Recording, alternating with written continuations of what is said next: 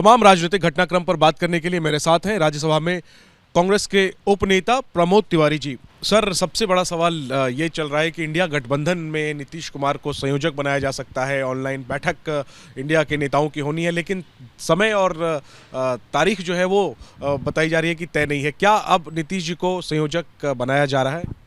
Hypothetical question पे कुछ जवाब दिया जा सकता है। ये हमने तो नहीं कहा, इंडिया के किसी ने नहीं कहा है। तो जिसको बनाना होगा, जिन लोगों को बनाना होगा, ये बैठक में तय होगा। उसके पहले कोई क्या कह सकता है कि कौन बनने जा रहा है, कौन नहीं बनने जा रहा है? उसमें इतने ढेर सारे घटक हैं कि वो आपस में तय करेंगे, जो पार्टी के हित में होगा, जो गठबंधन के हित में होगा।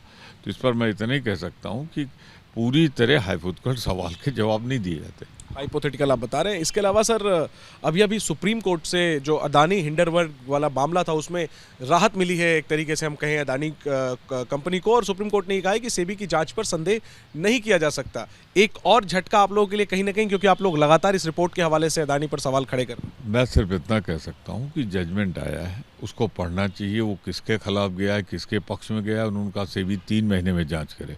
तो अगर दूसरी एजेंसी को जांच करना होगा तो 3 महीने बाद भी कर सकती है।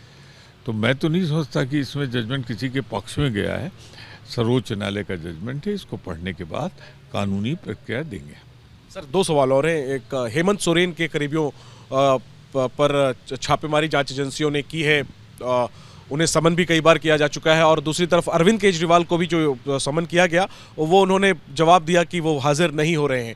ये और दोनों ही इंडिया गठबंधन के घटक नेता हैं, घटक दलों के शीर्ष नेता हैं। आप क्या कहेंगे जिस तरीके से हेमंत सोरेन के करीबियों पर छापेमारी? डरी हुई, सहमी हुई भाजपा नहीं चाहती कि मुख्यमंत्री प्रचार करें हेमंत सोरेन जी। जहाँ तक आम आदमी पार्टी का, उनके प्रवक्ताओं ने जो बोला है ये उनका विषय है, मैं ये साफ करना चाहता हूँ। दूसरी बात, हेमंत सोरेन आदिवासी हैं, भाजपा को गवारा नहीं कि कोई आदिवासी मुख्यमंत्री हो, और इसीलिए ये सारी बातें हो रही। ठीक है सर, आखिरी सवाल, सीएए को लेकर के ये खबर आई है कि सिटीजनशिप अमेंडमेंट एक्ट, जिसके रूल्स अभी तक घोषित नहीं हुए थे, उसको जल्द से जल्द सरकार जो है वो लागू करने जा रही है। बहुत जल्दबाजी तो की थी। क्रिमिनल एक्ट के जो आए थे अमेंडमेंट, क्या हुआ? ड्राइवर्स हड़ताल पे चले गए, इन्होंने कहा हम लागू नहीं करेंगे जब तक आपसे। तो यानी आप बाहर वार्ता करके तो लागू करेंगे, लेकिन सदन के अंदर डिस्कस नहीं करेंगे, सबको सस्पेंड करके बाहर कर देंगे। तो मेरा सिर्फ इतना कहना है कि क्या होगा क्या नहीं होगा, जब उसका ड्राफ्ट आ जाएगा तो हम इस पर फैसला करेंगे। लोकसभा के पहले ये सरकार की ये कवायद जो है, क्या किसी एक किस्म के ध्रुवीकरण की कोशिश के तौर पे आप देखते हैं? भाजपा के पास ध्रुवीकरण के अलावा है क्या? और वो अपना ध्रुवीकरण कर रही है, करेगी। ये उसी की कोशिश के तौर पर आप देख ध्रुवीकरण।